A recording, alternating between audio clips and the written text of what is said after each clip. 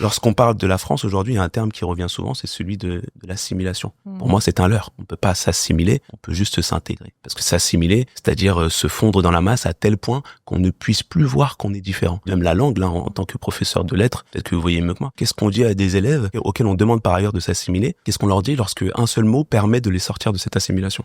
Nègre, bico, shintok, pakpak. Un seul mot qui fait que tout de suite, on vous renvoie au fait que vous ne faites pas partie du corps assimilé. Moi, je suis tout à fait d'accord avec vous pour parler d'intégration. Le but de l'école, pour moi, est de faire des petits Français quand même, de leur transmettre la culture française, ce qui n'empêche pas qu'ils aient des richesses qui leur viennent de leur vie personnelle, mais pour moi, ça relève de la sphère familiale et personnelle, en fait. Je prendrai un exemple tout simple, en fait, d'initiative qui est prise dans l'école pour mettre en valeur les cultures d'origine des enfants. Dans un établissement où j'étais, il y avait la semaine des langues, et pendant une semaine, les enfants ont été invités à arriver en classe en disant bonjour dans leur langue d'origine. On était dans un établissement à 90% avec des enfants issus de l'immigration, mais en fait, les 2 gamins blancs de la classe, ils étaient exclus de ça. Ils sont arrivés en disant bonjour, alors que tout le reste de la classe disait salam alaikum. Moi, ça me gêne, ça me met profondément mal à l'aise, parce que c'est vraiment la promotion de la culture d'origine. Pour moi, ça n'est pas le rôle de l'école.